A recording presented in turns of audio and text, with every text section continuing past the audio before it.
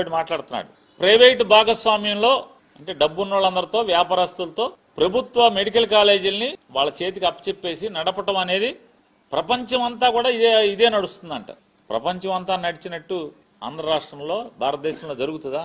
ప్రపంచంలో ఏ పాలకుడైనా ఏ అంటే అక్కడ ముఖ్యమంత్రి కానీ లేదా ప్రధానమంత్రి కానీ అతని మీద అంటే అతను పాపాలు చేసి దోషిగా సాక్ష్యాధారాలను కూడా ఉండగా జైల్లోకి వెళ్ళి బెయిల్ మీద బయటకు వచ్చి అంటే ఆరోగ్యం బాగాలేదని హెల్త్ కండిషన్స్ బెయిల్ మీద బయటకు వచ్చి మళ్ళీ ముఖ్యమంత్రిగా కేసులన్నీ మూయించుకున్నాడు ఎవడన్నా ఉన్నాడా? ప్రపంచంలో ఇది ఇక్కడ ఒక్క చోటే కదా. ఇటువంటి ముఖ్యమంత్రి భారతదేశంలో మొదటి ముఖ్యమంత్రి కూడా మీరే కదా. మీ మీద ఉన్న కేసుల్ని మీరే ముఖ్యమంత్రిగా ఉండి మీరు ముద్దాయిగా ఉండి మీరు ముఖ్యమంత్రిగా ఉండి మీ కేసులన్నీ కూడా అధికారులను బెదిరించి క్లోజ్ చేసుకున్నటువంటి ముఖ్యమంత్రి ఎవడున్నారంటే భారతదేశంలో ఇంతవరకు చరిత్రలో స్వాతంత్రం వచ్చిన 70-80 ఏళ్లలో 8 దశాబ్దాలలో మీరే కదా. ఇంకోటి ఎవడన్నా ఉన్నాడా ముఖ్యమంత్రి? ఇంకా ఆయన చెప్తాడు, జగన్మోహన్ రెడ్డి ఇష్టం వచ్చినట్టు మాట్లాడుతున్నాడు.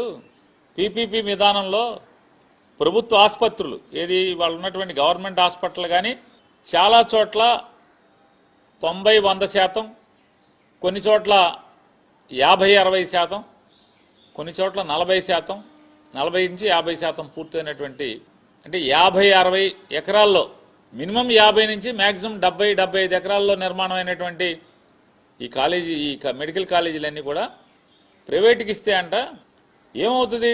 వాళ్ళు నిర్వహించి మళ్ళీ మనకిస్తారంట. ఎప్పుడు దాకా నిర్వహిస్తారు? నారా చంద్రబాబు నాయుడు గారు మీరిచ్చేది 66 ఏళ్లకే. 66 ఏళ్ల తర్వాత మీరుంటారా, నేనుంటానా, మీ అబ్బాయి ఉంటాడా, మనం బతికుంటామా అని అడుగుతున్నా. మీరు కానీ పవన్ కళ్యాణ్ కానీ మీ అబ్బాయి కానీ నేను కానీ జగన్మోహన్ రెడ్డి గారు కానీ మోడీ గారు కానీ ఎవరన్నా బతికుంటారా? ఆఖరికి మీ సత్యకుమార్ ఏమన్నా బతికుంటాడా? జబ్బలు కొట్టుకుంటున్నాడు కదా నేనే అని. 66 ఏళ్ల తర్వాత మీరు ఎవరన్నా బతుకుంటారా? నేను ఎవరన్నా బతుకుంటాం? మనం ఎవరు బతుకుంటాం కదా. 66 ఏళ్లకి మీరు మెడికల్ కాలేజీలని గవర్నమెంట్ హాస్పిటల్స్ని వాళ్ళ పరం చేసి ఎంతకి ఎకరం రూపాయి కంట అంటే అద్దె సంవత్సరానికి రూపాయి అద్దెతో 66 ఏళ్ళు లీజుకి ఇచ్చి వాళ్ళు మళ్ళీ వెనక్కిస్తారంట. ఏంటి 66 ఏళ్ళ తర్వాత ఎవడుంటాడు? మళ్ళీ 66 ఏళ్ళకి మళ్ళీ లోకేష్ నాయుడు మళ్ళీ చంద్రబాబు నాయుడు వస్తే దాన్ని ఇంకో 160 ఏళ్ళు చేయడం ఏముంది? లేదులే ఇన్నాళ్ళు వీళ్లే ఖర్చు పెట్టి నడిపారు కదా ఈ కాలేజీలు వాళ్ళకేమని క్యాబినెట్ తీర్మానం చేయడం ఏమనుంది? అంటే మాట్లాడే మాట జనం నవ్వుతారే, మనం తప్పుడు మాటని ప్రజలు ప్రశ్నిస్తారే అనేటువంటి భయం కూడా లేకుండా మీరు మాట్లాడుతున్నారు. ఆయన చెప్తాడు ఏముంటుందా జగన్మోహన్ రెడ్డి అట్లా మాట్లాడతాడు. గవర్నమెంట్ హాస్పిటల్ బయట ప్రభుత్వ ఆసుపత్రి అని పెద్ద బోర్డు ఉంటుంది కాబట్టి చిన్నగా ఆ ప్రైవేట్ వాడి పేరు రాసుకుంటాడంట. నేను అడుగుతున్నాను నారా చంద్రబాబు నాయుడు గారు, మీ హెరిటేజ్ ఎక్కడెక్కడైతే ఉందో ఆంధ్ర రాష్ట్రంలో, తెలంగాణ వద్దులే, ఆంధ్రప్రదేశ్ రాష్ట్రంలో ఎకరం రూపాయికి సంవత్సరానికి నాకు లీజుకి ఇచ్చేయి. 66 ఏళ్ళకి నేను నడిపి మళ్ళీ 66 ఏళ్ళ తర్వాత మీ దేవాంశకో లేదా దేవాంశ కొడుకు అప్పచెప్తాను. నేను మా మనవడో మా ముని మనవడు ఎవడో ఒకటి అప్పచెప్తాం, మాకు ఇచ్చేయి. ఇస్తారా అని అడుగుతున్నాను. ఎవరు? ఎందుకు ఎవరు?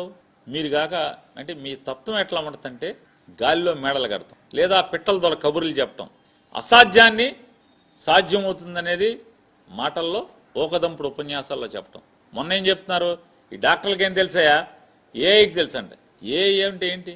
డాక్టర్లు ఇచ్చినటువంటి సమాచారంతో ఒక నాలెడ్జ్ హబ్గా అంటే లేదా ఒక డేటా సెంటర్గా తయారై నువ్వేమన్నా ప్రశ్న కొడితే దాంట్లోంచి అవన్నీ కలగలిపి దాంట్లోంచి ఏముందో అది తీసుకొచ్చిస్తుంది. దానికిను డాక్టర్ ఒకటే. నేను అడుగుతున్నాను నారా చంద్రబాబు నాయుడు గారు, మీకు జ్వరం వస్తే మీకు సుస్థి వచ్చినప్పుడల్లా మీరు కంప్యూటర్ దగ్గర కూర్చుని కొట్టుకోకుండా నాగేశ్వర రెడ్డి గారు హాస్పిటల్కి పరిగెత్తుకు ఎందుకు వెళ్తున్నారు అని అడుగుతున్నా. లేదు ఇవన్నీ వద్దు, మీ జిల్లానే కదా, చిత్తూరు గవర్నమెంట్ హాస్పిటల్ ప్రైవేట్గా ఇచ్చారు కదా 2015 సంవత్సరంలో. మీరు గబాలన చిత్తూరు గవర్నమెంట్ హాస్పిటల్కి ఎందుకు వెళ్ళి వైద్యం చేయించుకోవట్లేదు? మీరు చెప్తున్నారు కదా గవర్నమెంట్ కన్నా అద్భుతంగా నడుపుతారు ప్రైవేట్ వాళ్ళని, మరి చిత్తూరు హాస్పిటల్కి ఎందుకు వెళ్తలే? ఇంతవరకు ఒక్కరోజన్నా 2015 నుంచి ఇవాళ దాకా ఒక్కరోజన్నా చిత్తూరు హాస్పిటల్కి వెళ్ళి ఒక బెళ్ళ ఏమైనా వేసుకున్నారా? మీరు ఒక ఇంజక్షన్ చేయించుకున్నారా? అక్కడ ఏం జరుగుతుందో కనుక్కున్నారా? ఆయన మాట్లాడతాడు, మీకేం అమాయకంగా మాట్లాడబాకండి, విలేకరులు మీకేం చేత కాదు, మీకేం తెలియదు, ఫీజులన్నీ అలాగే ఉంటాయి, సీట్లు పెరుగుతాయి, ఫీజులు అలాగే ఉంటాయండి. ఎందుకు ఈ పాపం మాటలు? చిత్తూరులో అపోలో హాస్పిటల్లో ఎక్కడన్నా ఫీజులు లేకుండా వైద్యం జరుగుతుందా? లేదా సీట్లు ఫ్రీగా ఏమైనా ఇస్తున్నారా?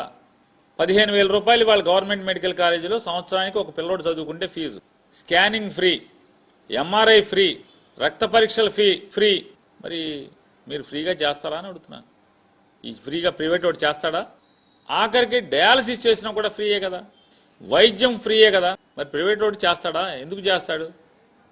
ఆఖరికి నేను అడుగుతున్నాను నారా చంద్రబాబు నాయుడు గారు, మీ బసవతారకం హాస్పిటల్లో మీరు మీ బామ్మర్ది కలిసి హాస్పిటల్ నడుపుతున్నారు కదా, దాంట్లో 70% ఫ్రీగా చూడాలని చెప్పని మీరు గవర్నమెంట్ దగ్గర స్థలం ఫ్రీగా తీసుకున్నప్పుడు మీరు అగ్రిమెంట్ అయ్యారు.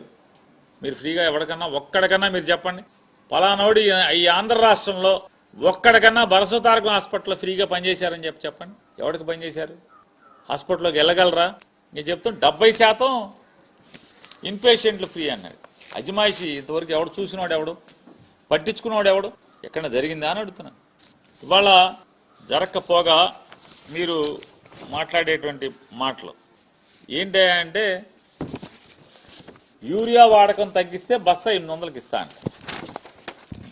కలెక్టర్స్ కాన్ఫరెన్స్లో ఆయన మాట్లాడతాడు. ఏడాదిలో నేరాలు తగ్గాలి. చంద్రబాబు నాయుడు గారు, నేరాలు పెరుగుతూనే తప్పితే, నేరాలు ఘోరాలు పెరగటమే తప్పితే ఆంధ్ర రాష్ట్రంలో ఎక్కడన్నా నేరాలు ఘోరాలు తగ్గినాయా అని అడుగుతున్నాను. ఆడపిల్లల మీద దాడులు, ఆడపిల్లల మీద హింస, ఆడపిల్లల మీద అఘాయిత్యాలు, ఆడపిల్లల్ని చెరబట్టి హత్య చేయటాలు మీరెక్కిన 19 మాసాలు 20 మాసాల్లో ఎంత పెరిగిపోయినాయి అనేది కనీసం మీకు స్పృహ లేదా అని అడుగుతున్నాను. ఎప్పుడు నిరంతరం ఏదో అన్న సామెతగా వండితే పక్కింటి వాళ్ళ కూర రుచిగా వండుతానట్టుగా మీ పవన్ కళ్యాణ్ గారు, డిప్యూటీ సీఎం గారు, ఆయన శాఖను గాలికి వదిలేస్తూ ఉంటాడు. ఉపాధి హామీలో 7-8 మాసాలుగా కూలీలకు డబ్బులు పడవు. అతను నోరెత్తడు, పట్టించుకోడు, సమీక్ష చేయడు. ఏదో పండగ అన్నాడు, ఏదో గ్రామ పండగ, గ్రామాల పండగ అని ఏదో చెప్పాడు. పల్లె పండగ రోడ్లు వేసినోడికి ఎవడికన్నా బిల్లులు పడుతున్నాయా? ఎవడికి పండగ? మీకు పండగ, మీ ఎమ్మెల్యేలకు పండగ. 4%, 6%, 10% వసూలు చేసుకున్న మీ ఎమ్మెల్యేలకి పల్లె పండగ. కాంట్రాక్టర్లకు ఎవడికి పండగ? పనిచేసిన వాడికి ఎవడికి పండగ? ఆడికి బిల్లు లేరా?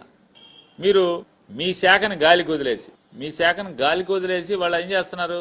ఎంతసేపు హోమ్ డిపార్ట్మెంట్ అది అక్కడేంటి, హోమ్ ఏంటి, ఈమెంటి అంటారు. సాక్షాత్తు పవన్ కళ్యాణ్ గారు చెప్తున్నాడు, భీమవరంలో అదుపు లేనటువంటి పేకాట్లు, ల్యాండ్ సెటిల్మెంట్లు, పోలీస్ వ్యవస్థ చెడిపోయిందని చెప్పారు. మరి చెడిపోతే మీరేం బాగు చేశారు? అంటే మీ భీమవరం ఎస్పీ గారు కూడా చెడిపోయినట్టే కదా. సాక్షాత్తు పవన్ కళ్యాణ్ గారు చెప్పాడు కదా. ఏమన్నా చర్యలు తీసుకున్నారా? భీమవరం పోలీసుల మీద కంట్రోల్ చేశారా? పేకాట్లు ఎక్కడ నాగినయా? మీరెక్కిన దగ్గర నుంచి నారా చంద్రబాబు నాయుడు గారు, మీరు ఎక్కిన దగ్గర నుంచి మొత్తం పేకాట ఈ ఆంధ్ర రాష్ట్రంలో ఉంటే పవన్ కళ్యాణ్ గారు నిన్న మీ ముందే చెప్పాడు కదా. ఏమన్నాడు? ఒక 4-5 జిల్లాల్లో లాండ్ ఆర్డర్ ఉందా అని అడుగుతున్నాను. పిఠాపురం నియోజకవర్గంలో లాండ్ ఆర్డర్ ఉందా అసలు?